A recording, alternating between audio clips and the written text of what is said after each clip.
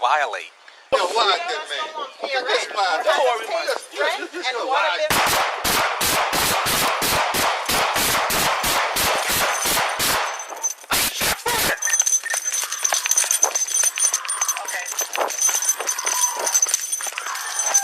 There you go.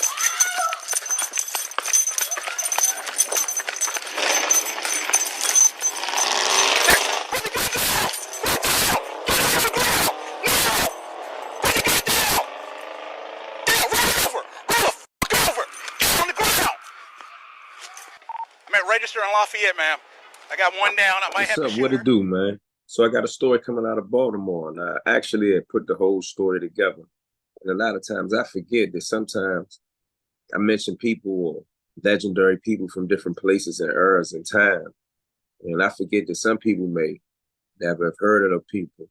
Or they may be too young, or, you know, they just wasn't into the news or what was happening at this time. So as I put the Anthony Jones story together, I kind of remembered that, you know, a lot of things occurred in this Anthony Jones story. Shout out to East Baltimore, and all the East Baltimore people should remember this. But I just wanted to give you a little bit of background without my creative touch to it, without no journalistic spin to it, because you know, his case is a case that I'm gonna call it unique. For an example, he had some litigation in court. He was sentenced to 4 life sentences. And as a part of him being convicted of ordering a murder while in prison from a federal prison, they put him under a status. It's like a no human contact status. At one point in time, for many years, I want to say at least 16 years, he was only allowed to communicate with his mother and his lawyer. And according to the court order, they said that they didn't even want him to be able to communicate with other prisoners around him as well. And in this court motion that they filed to give him some relief and to pull back some of these restrictions, part of their case is comparing that him as an African-American prisoner and a minority compared to white and Italian notorious criminals that had been accused and convicted of ordering murders from prison and running drug organizations from prison. I believe the Aryan Brotherhood was included in the motion as well, that they are not under such restrictions. I don't know anyone other than one person that was in Marion sometime, I want to say in the 80s, that had got put on that. I mean, you know, keep in mind, you know, you got people that's at Guantanamo Bay and other people that the United States government considers terrorists, that they have on some no human contact. But, you know, this is a street guy, even though he's legendary, from, you know, East Baltimore. Anthony Jones. Anthony Jones was a notorious drug dealer in East Baltimore, Maryland, who ran a large drug organization that allegedly sold over $30,000 a day worth of cocaine and heroin. The organization was also violent, allegedly committing more than 10 murders, including one in which a man was set on fire. Jones was arrested on February 1996 for being a felon in possession of a firearm. He was also indicted on drug conspiracy charges in April of 1996. He was convicted of the felon in possession charge on September 25th, 1996. On November 22nd, 1996, he received a 37-month sentence and was sent to the low security facility at Allenwood. While Jones was in federal custody, the Maryland United States Attorney's Office continued its grand jury investigation into Jones's drug conspiracy, planning to supersede the indictment filed in April of 1996. This investigation included subpoenas to witnesses and co-conspirators in Jones' drug trafficking organization. Jones became aware of the investigation and also became aware of the potential witnesses that were going to be approached by law enforcement to testify against him. Jones used coded language over prison telephones to order associates to murder 2 men who he suspected had testified against him. One of the men was killed. The other was shot several times but survived.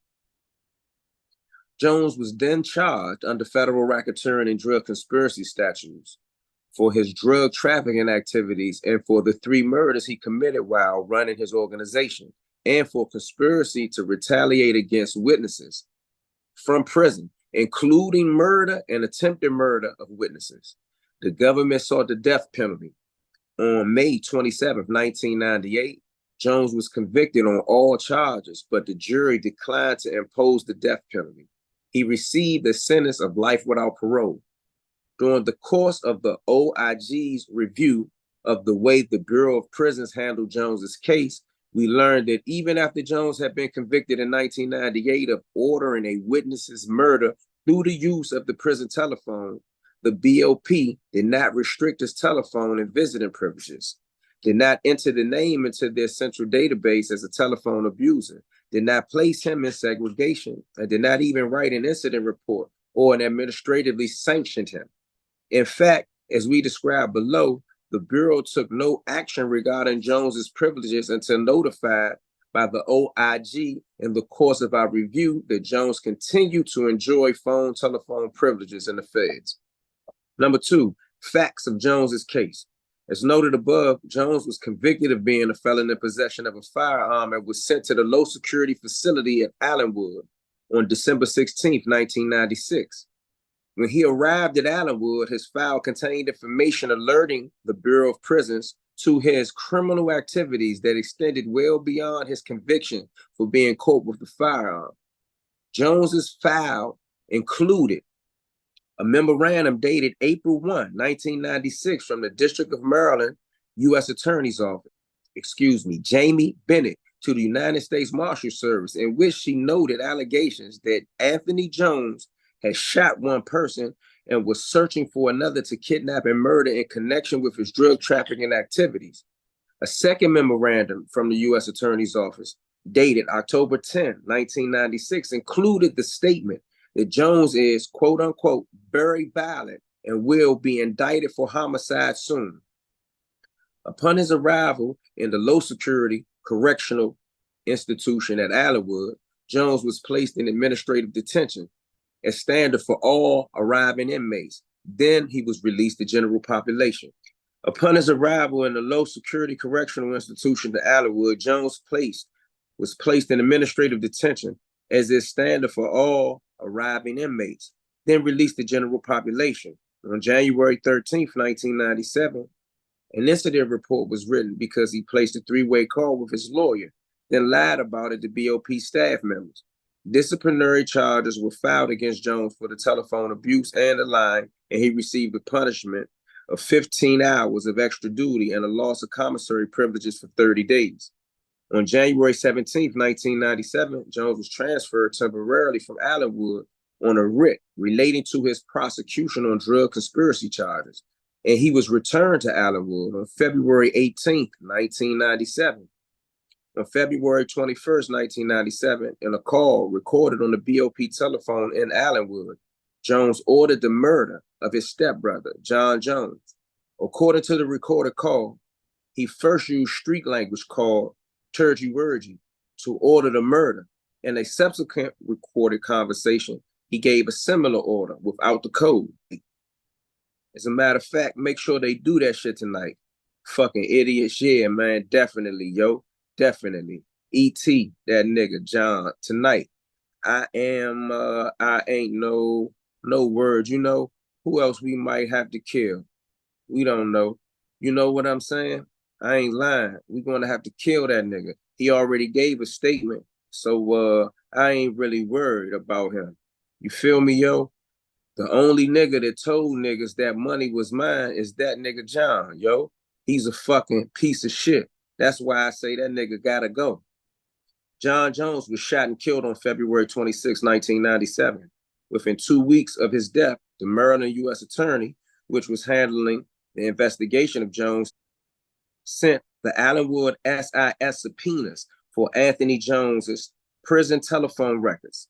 In March 1997, while reviewing Jones's call, a Baltimore police officer working on the Jones investigation informed the SIS office at Allenwood that the government was planning to seek the death penalty against Jones on charges that he ordered the murder of a federal witness while housed in the county jail temporarily on a writ.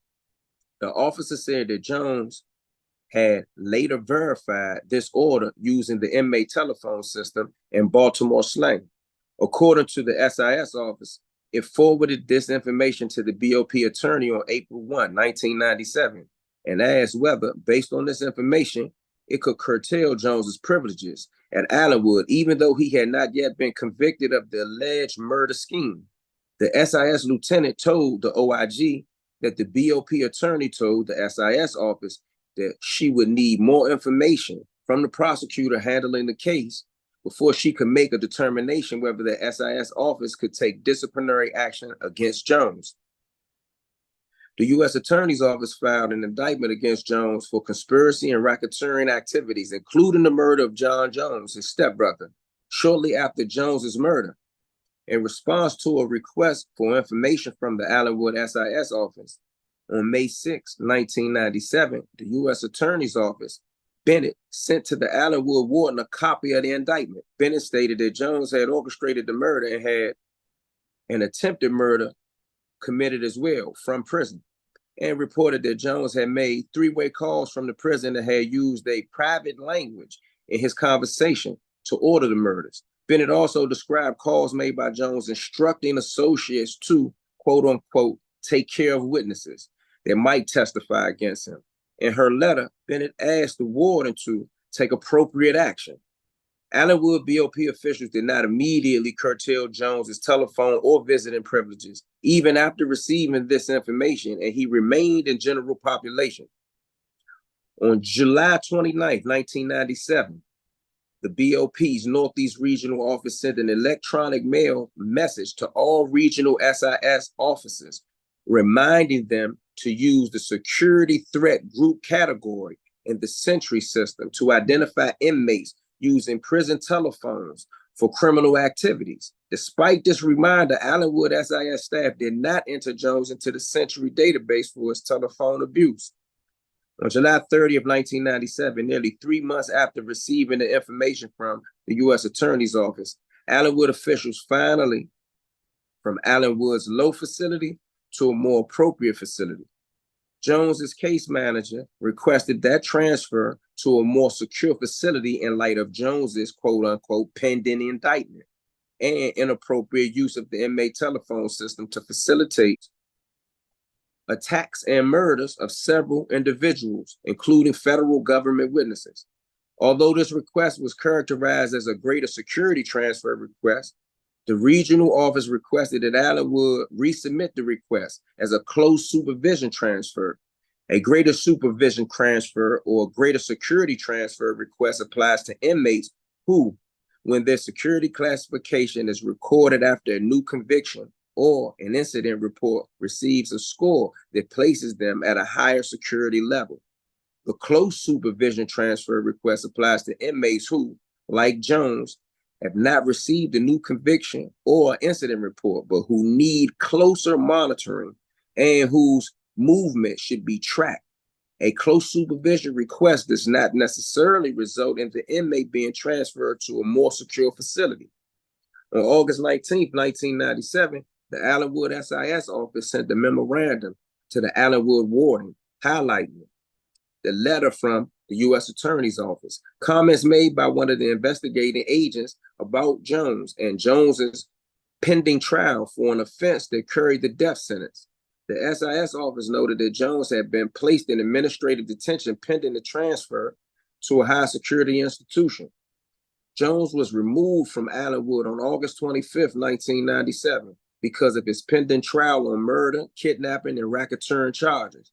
Jones's unit manager wrote in the documentation supporting Jones's transfer that extreme caution should be used when transporting and housing this inmate, as he is pending the death penalty for 17 murders, which included potential witnesses against him. It is recommended that he be housed alone at all times, unquote.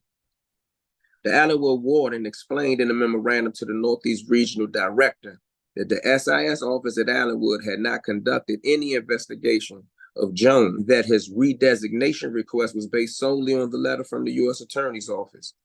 The regional office approved Jones's close supervision, redesignation, and redesignated him to Allenwood's medium security facility on September 15th, 1997. However, during this time, the U.S. Marshal Service maintained custody of Jones during his trial in federal court in Baltimore. On October 30th, 1997, a law enforcement agent working on the investigation of Jones returned to the Allenwood Low facility to review more of Jones's telephone calls. After discovering a three-way call involving Jones, the agent reported it to the SIS office. The SIS did not write any incident report for the violation. When questioned by the OIG, the SIS technician explained the lack of a report by saying that at that time, there was not much emphasis on telephone abuse by SIS staff at Allenwood Low. On May 27, 1998, Jones was convicted in Maryland District Court of murder in the aid of racketeering, kidnapping, attempted murder, retaliating against federal witnesses, and drug distribution. His conviction made the front page of the Baltimore Sun.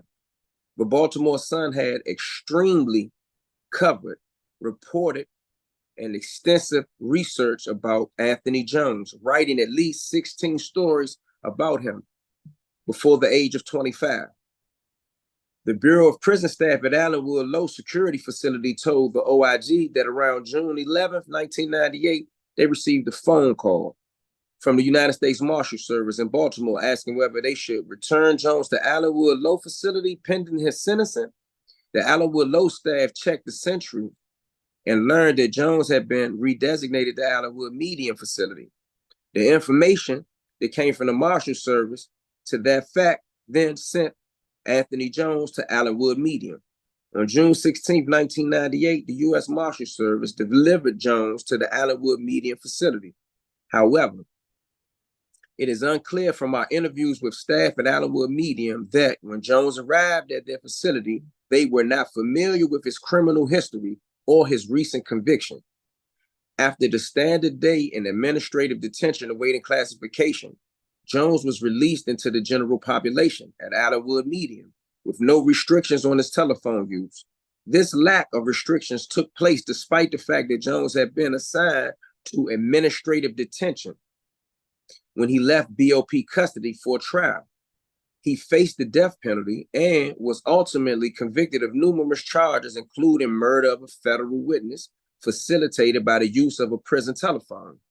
The unit team at Allenwood Medium facility, the team of BOP employees that manages inmates in the population housing unit, met with Jones twice after his arrival at Allenwood Medium, but apparently never received the information in Jones's central file. The unit team is supposed to review such information in preparation for its meetings with inmates.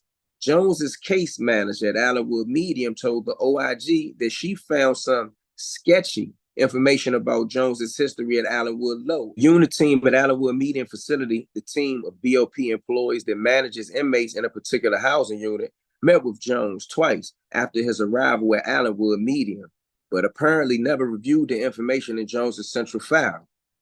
The unit team is supposed to review such information in preparation for its meetings with inmates. Jones's case manager at Allenwood Medium told the OIG that she found some sketchy information about Jones's history at Allenwood Low in the BOP's computerized Sentry system, including a mention of telephone misuse and about one murder, but she stated that she was not aware of anything unusual about Jones. And she said that Jones refused to answer any questions about the writ and what happened when he went back for trial, stating that he was instructed by his lawyer not to answer any questions. The unit team even claimed to be unaware of Jones's 1998 conviction and thought that Jones was going to be released in a couple of months after he was sent back to Allenwood Medium. When we began investigating Jones's case in late 1998, we asked the BOP about Jones's telephone privileges. In early July 1998, we learned that Jones was housed at Allenwood Medium and that he had full telephone privileges. The OIG immediately informed the District of Maryland's United States Attorney's Office, which had prosecuted the case against Jones, as well as the BOP, that Jones apparently retained full telephone privileges and that staff at Allenwood Medium appeared to be unaware of his recent convictions. Only after these inquiries from the OIG did the BOP take any action regarding Jones's telephone privileges. On July 10, 1998, Jones was placed in administrative detention pending reclassification. On August 14, 1998, the BOP filed and ruled on a disciplinary action against Jones, stemming from his use of the telephone to order the murder of a federal witness, and restricted Jones's telephone privileges for 10 years. On August 21st, 1998, Jones was sentenced to life in prison on the murder, kidnapping, and racketeering charges. At the time, the U.S. Attorney's Office moved to restrict Jones's contact with those outside of prison.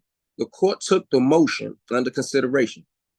On September 11, 1998, the court ruled on the prosecution's motion to restrict Jones's privileges and ordered the BOP to ensure that Jones had no contact with other inmates, no telephone privileges other than to contact his two lawyers, and no visiting privileges other than with attorneys and his mother.